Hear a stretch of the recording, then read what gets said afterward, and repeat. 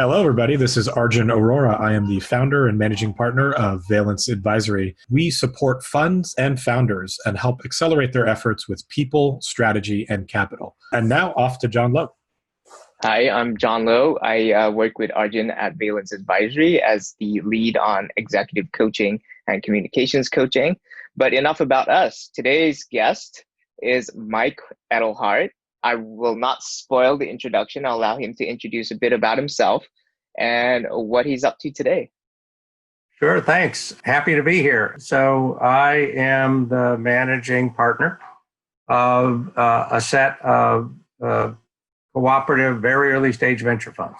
Social Starts, active since 2012, Joyance Partners, active since 2016, and those are the most recent expressions of a rather long career doing this kind of thing that goes all the way back to before the IBM PC. So a nerd of the old school who, in kind of an interesting way, has come upon my dream job late in my career, helping brilliant young people get their companies started. Thank you, Mike. And so how did you get into venture, and what's kept you in venture for a good amount of time now? Yeah, it's been a long time. It's like I think often happens. It's the long, strange trip. So I originally trained to be a journalist, but I always had a deep interest in science. And so way back when, before it was popular, I decided to be a science journalist. It would give me something unique to sell. And it worked. I wrote a lot about hard sciences. I did science books. I wrote for the New York Times and magazines about sciences. I was at a science magazine in the late 1970s called Omni, writing about science as if it were science fiction.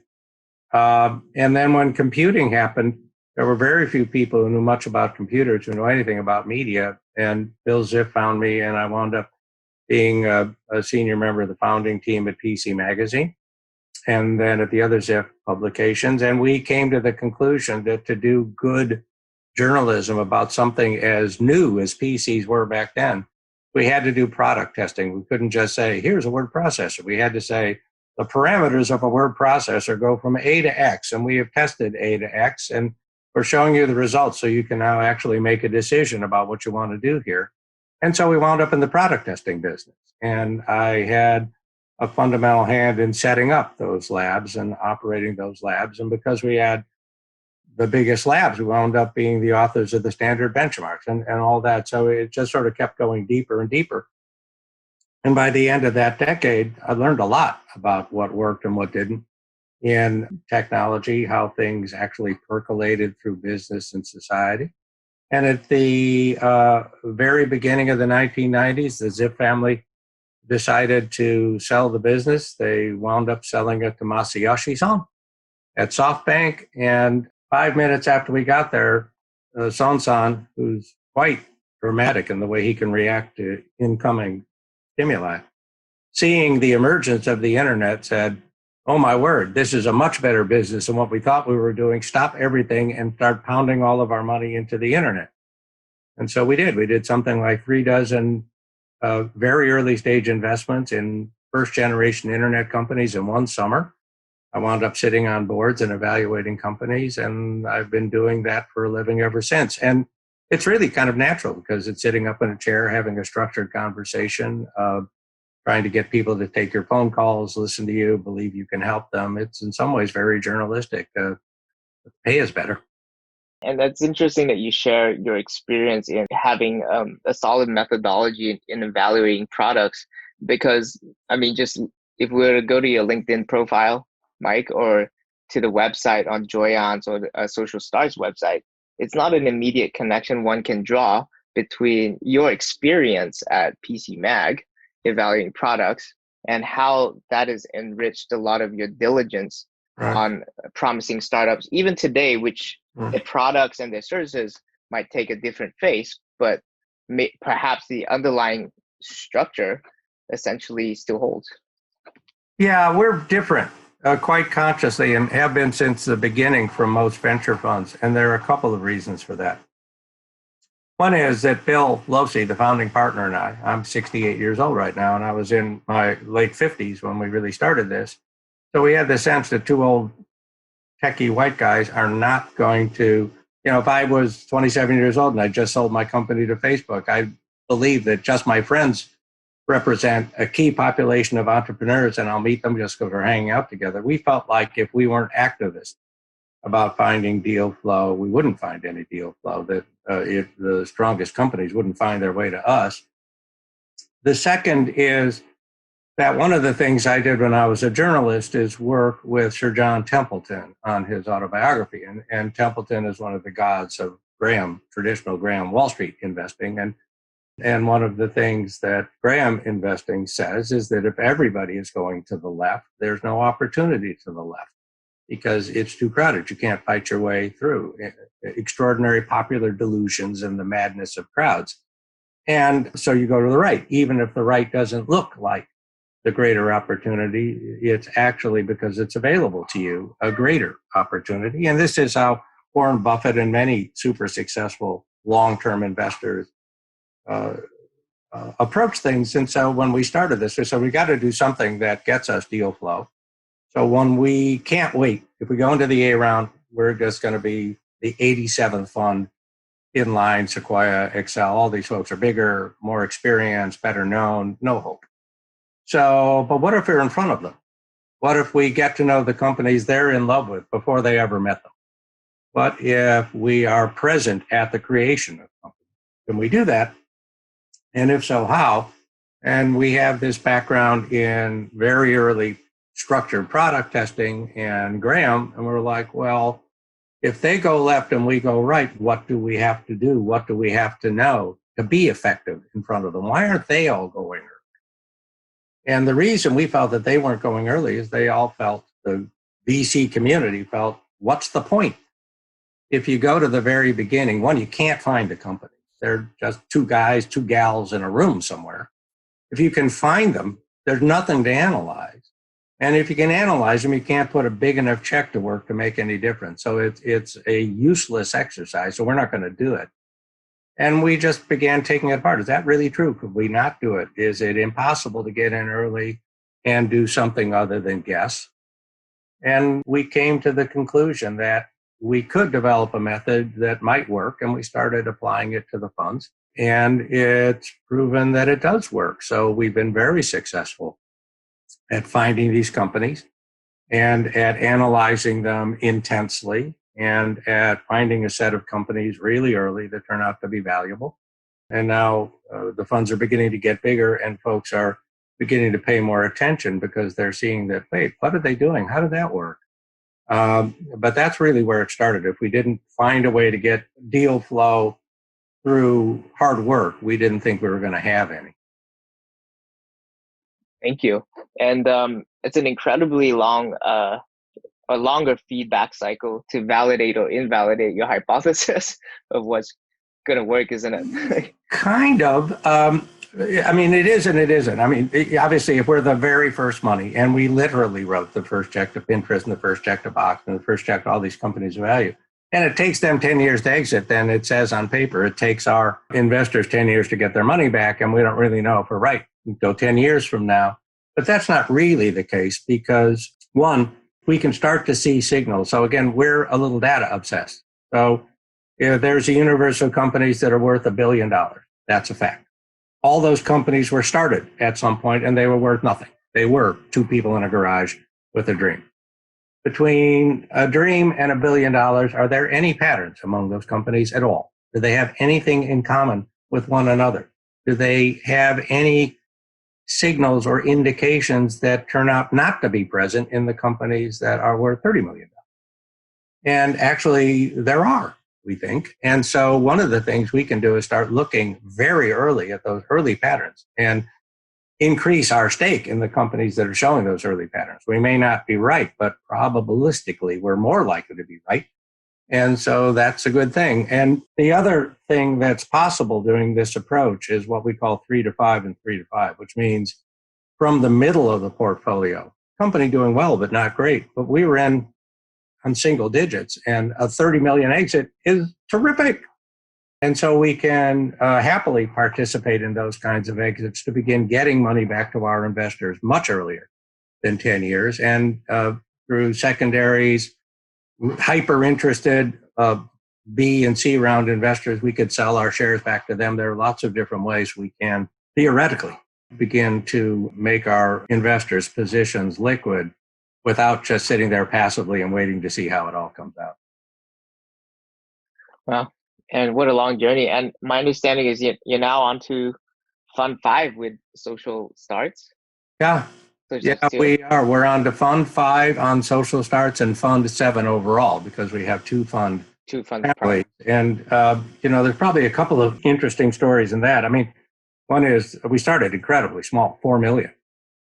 We're about 70 some million under management. Now, by this time next year, if things go as expected, we'll be over 180 million under management. And that's a testament to the fact that this method is working and it's attracted really good people. And the team being stronger is doing an even better job of implementing all this and all that kind of stuff.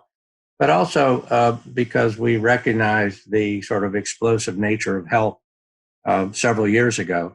And that's why we started up Joyance to focus on that. And it turned out that that was a good decision, that health, even before COVID, was rising in importance, rising in venture characteristics, strong companies, lots of exits, lots of interest. And that isn't even close to being peaking. So the fact that we're now increasingly present in an area that a lot of folks care about more is drawing attention, and it looks like money to us, which is gratifying. Thank you. And maybe just for the viewers here, it might help if you can outline Social Start's latest thesis, areas of focus, and a bit about how your team is working together to, serve future and existing founders in those spaces. Sure, happy to. Yep. So the way we operate the funds is that each year we do a complete fund teardown. So we gather the whole team together and drive this notion. The team has gotten pretty used to it. It's kind of unnatural, but they've gotten used to it. The fund doesn't exist. Everything you did yesterday is gone. You can't walk out of here and do it. You have to redefend it from the ground up. And there are team members there with new ideas that they are intending to support with equal ferocity. And there's this dialectic scrum about what should we do and what does the research show and how are people behaving and where's the money going and how are the laws changing and all that stuff. And out of that intense argumentation comes generally 8, maybe 10 very specific areas where the group has achieved consensus that there's going to be a lot of valuable A rounds in that area. We don't try and analyze beyond the A round because we think we're just guessing, but we think we can get some degree of factual heft into that couple of year process. And then we write those up in great detail, not just we're going to be into microbiome, but we're going to be into microbiome vectors that use external factors like sound or scent and biological markers, like, that kind of thing, very specific. And then our team and our software tools are all tuned to those. And we begin looking at lots of companies, and I mean lots. We looked at, we found 10,000 companies last year and evaluated 6,000. So it's very intense. Develop a lot of background on where we write. Are there a lot of companies? What are they doing? What are the technologies? Where do the investors come from? Are the companies in Europe? Are they on the East Coast? Are they on the West Coast? And that allows us in our meetings that all of this milling through companies, suddenly there's a company that will just rise. It's very dramatic. It's like normal. Oh my Lord. And the whole team can see it. And then we core down on that company because we know it's a good space. And we just saw a company that has every characteristic we've decided after a lot of work matters. And that's the one we back. And then we start analyzing at that point with the first investment. But is it looking like the big winners?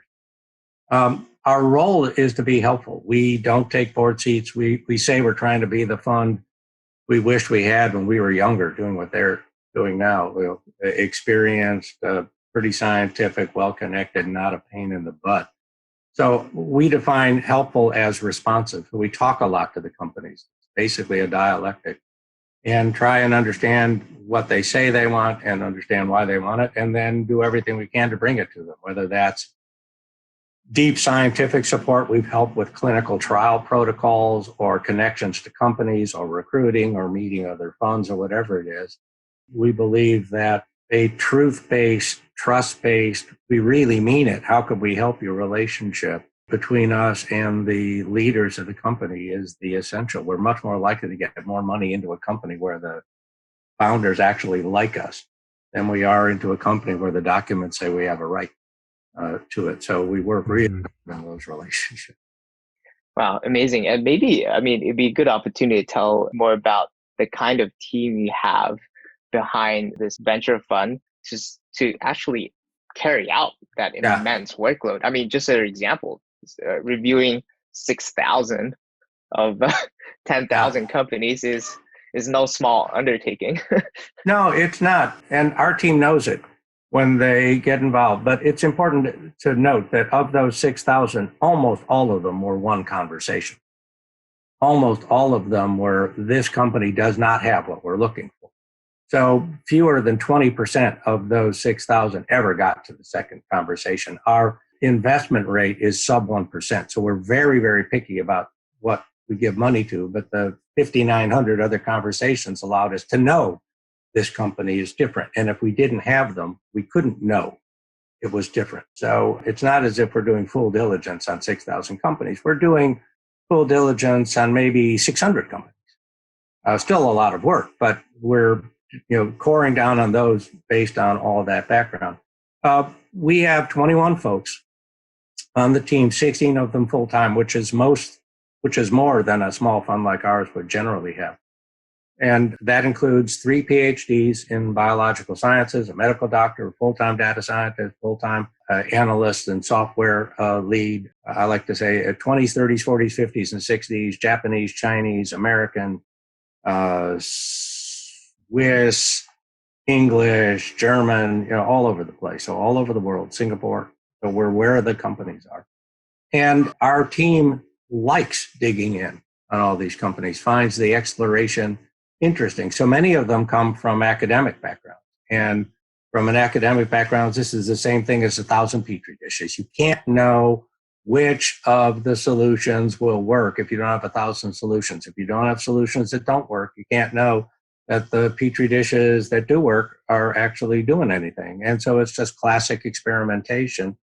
And we have quite a few folks who are young. So we're getting a reputation, and we're sort of working at it. We say being sort of like enterprise car rental or a high volume kitchen. So you come into our kitchen, you're going to see more meals in a week than most funds look at in a year.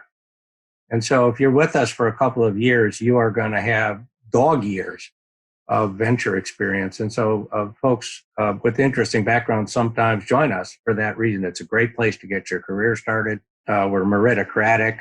I was surprised to realize we're more generous on carry than most of the funds are. For me, it's like everybody who works here should get carry. And then other VCs are like, are you nuts?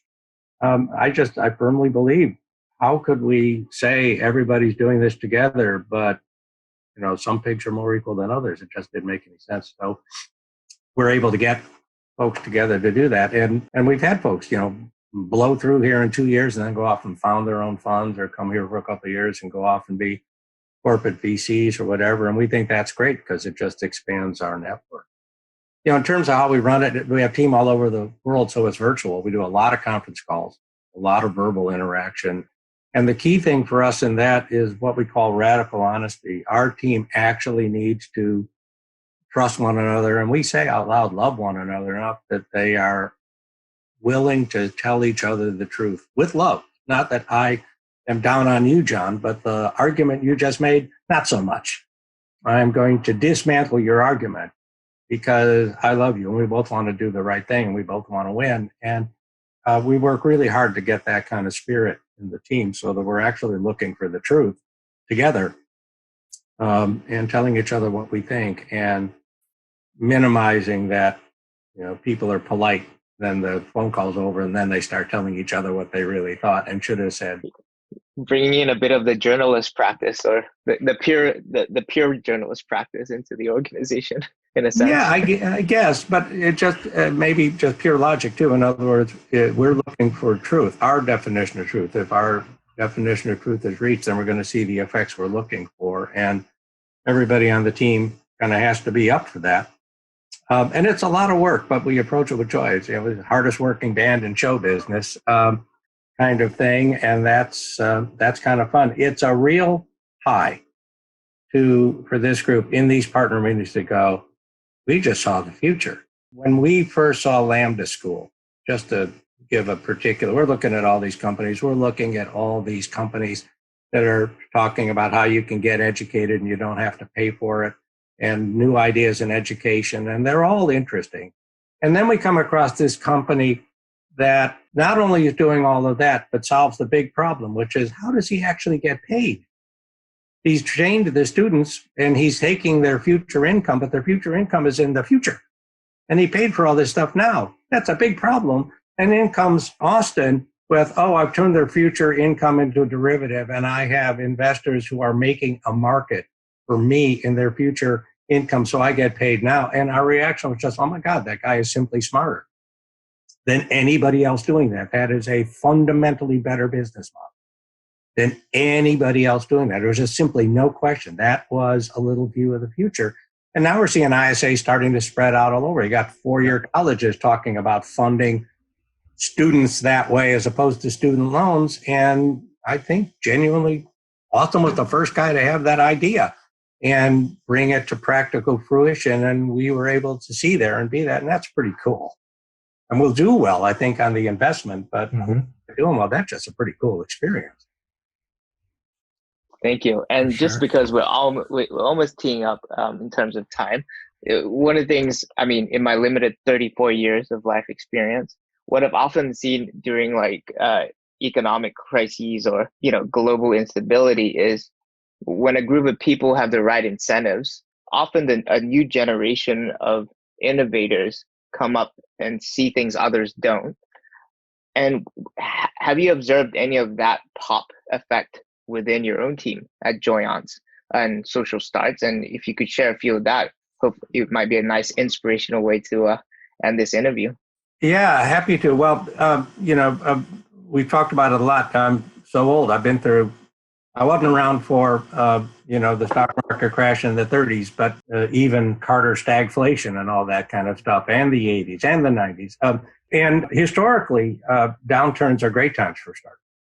If you just look at it historically, a lot of really great companies started during recessions. Why?